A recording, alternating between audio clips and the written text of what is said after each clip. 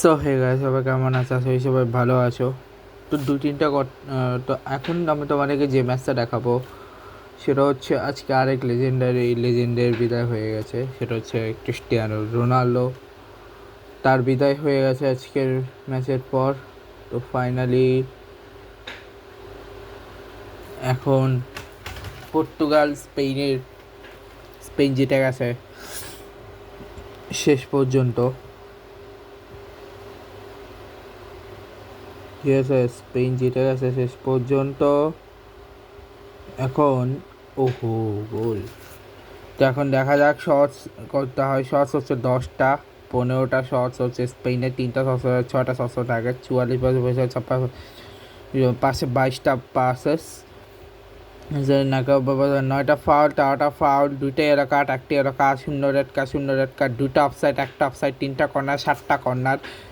ঠিক আছে, line up: Diogo Costa goalkeeper, Joao Cancelo, Ruben Dias, Renato Veiga, Nuno Mendes, এরপরে Joao Neves, Vitinha, Pedro Neto, Bruno Fernandes, Joao Felix এবং Cristiano Ronaldo. আর ওদিকে এরা ছিল কোন ফরমেশন? 4-2-3-1। আর এরা যে ফরমেশন ছিল সেটা হচ্ছে Alex Baena, Mikel Oyarzabal, Lamine Yamal, Pedri, Dani Olmo, Rodri, Cucurella, Aymeric Laporta, P. Cubarsí, Pau Cubarsí, and Pedro Porro and Unai Simon. Okay, so Nelson Semedo, Diego Dalot, Bernardo Rafael Leo, Francisco Conceição, Michael Merino, Ferran Torres, Fabian Ruiz, Borja Iglesias, Robert, David Raya, Thomas Aruazu, Mark Pubail, Alessandro Gilman, Matheus Cunha, Gonzalo Ramos, Eric Garcia, Jose Sa, Lorente, Gonzalo Insecao, Gabi, Inacio, Francisco Trinicao, Yami Pino, Gonzalo Guedes, Joan Garcia, Ruben Navas, Nico Williams, Luis Silva, Martin Jutamendi, Victor Munoz. এরপর timeline wise যদি আমি বলি, এই ম্যাচটা হয়েছিল হচ্ছে ডালাসের স্টেডিয়ামে। ঠিক আছে, ডালাসের মাঠে পর্তুগালের রোনাল্ডো লাস্টবারের মতো মাঠে নামে। পরে যখন অ্যাটাকের পর অ্যাটাক করে জায়গায় রোনাল্ডো দুইবার সুযোগ পায়, Fabian Ruiz, Bernardo Silva, Vitinha, Bruno Fernandes, ওরা তো সেকেন্ড হাফে জানাচ্ছে ওটা না, ব্রুনো ফার্নান্ডেজ, নুনো মেন্ডেস অনেক চেষ্টা করে। এবার ফাইনালি ফার্স্ট হাফটা শেষে 0-0। এরপর সেকেন্ড হাফ শুরু হয়।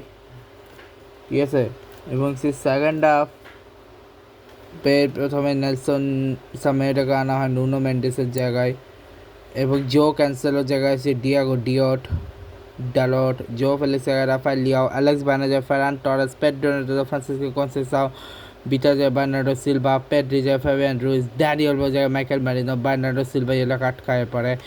মাইকেল ম্যারিনো 90 মিনিটে গোল, যেটা হচ্ছে প্যাড্রি, ফেরান টরেসে 52 পাস। ঠিক আছে, যেখান থেকে অসাম একটা গোলকিপারে কিছু করছেও না।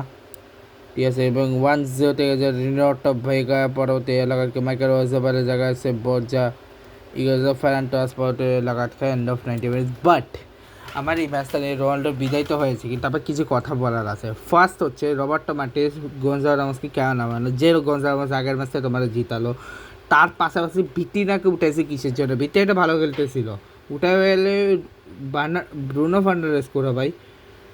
ব্রুনো ফার্নান্ডেজ কোনো কাজের না, ওটাকে উঠাবে না, ওটাকে উঠায়নি, উঠেছে কাউকে? ভিটিনাকে।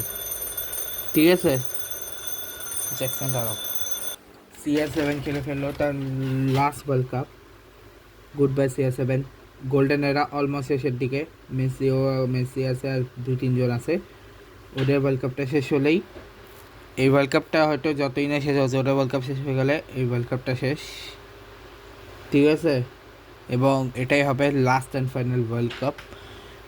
যে জেনারেশনটা আমরা 20 বছর ধরে দেখে আসতেছি, সেই জেনারেশনটা শেষ হতে চলেছে ভাই।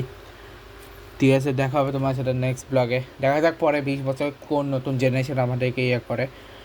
দেখা যাক।